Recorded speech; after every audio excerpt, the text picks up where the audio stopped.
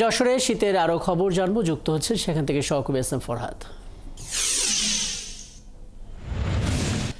ফরহাদ, যেই তথ্যটি আমরা জানাচ্ছিলাম দর্শকদের যে যশোরে সর্বনিম্ন তাপমাত্রা রেকর্ড করা হয়েছে এবং সেটি 12.08 ডিগ্রি সেলসিয়াস, মানে জনজীবনে কি প্রভাবটা পড়েছে একটু বলবেন? বিশেষ করে হাসপাতালগুলোর কি ছবিটা দেখতে পাচ্ছেন?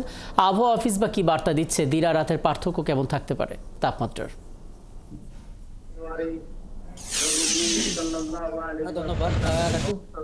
আপনি যেমনটি বলছিলেন যে আজ যশোরের সর্বনিম্ন যে তাপমাত্রা সেটা 12.8 ডিগ্রি সেলসিয়াস।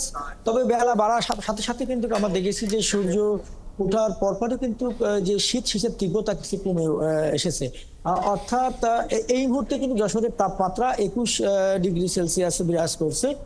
যে আপনি জানেন যে চলতি সপ্তাহে অর্থাৎ যশোরের তাপমাত্রা 9 থেকে 12 ডিগ্রি সেলসিয়াসের ভিতরে ওঠানামা করছে। তবে গতকালকে থেকে দেখেছি আমরা তাপমাত্রা কিছুটা বৃদ্ধি পেয়েছে, অর্থাৎ গতকালকে আমরা দেখেছি যে 12.8 ডিগ্রি সেলসিয়াস সর্বনিম্ন ছিল। আজকেও কিন্তু একই অবস্থা, অর্থাৎ বেলা বাড়ার সাথে সাথে কিন্তু সূর্য উঠছে এবং তাপমাত্রা কিছুটা বৃদ্ধি পাচ্ছে।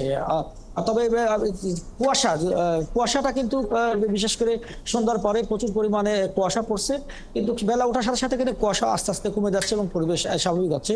তবে সন্ধ্যার পরে অর্থাৎ সূর্য ডুবার পরে মূলত শীতের যে তীব্রতা সে তীব্রতা বৃদ্ধি পাচ্ছে এবং এই শীতের কারণে আমরা দেখেছি যে বিশেষ করে যারা শিশু, অল্প শিশু বাচ্চা যারা রয়েছেন এবং বৃদ্ধ বয়স্ক যারা রয়েছেন তারা কিন্তু বেশি অসুস্থ হচ্ছে।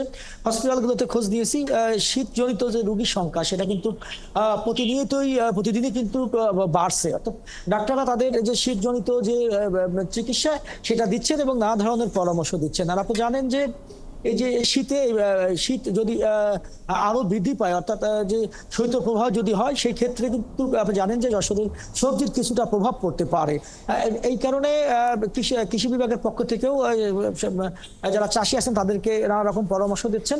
আর এদিকে জেলা প্রশাসনের পক্ষ থেকে এবং বেসরকারি বিভিন্ন সংগঠনের পক্ষ থেকে যারা তৃণমূল মানুষ আছে তাদেরকে কিন্তু শীত কাপড় এবং কম্বল বিতরণ করছে সাধ্য মতো। আমরা দেখেছি যে যশোর সহ যশোরের যে 8টি উপজেলায় আছে উপজেলাগুলোতে কিন্তু আমরা দেখেছি যে যে শীতের যে কাপড়ের পাশাপাশি কম্বল সরকারি বেসরকারি উদ্যোগে বিতরণ করা হচ্ছে। রাকিব।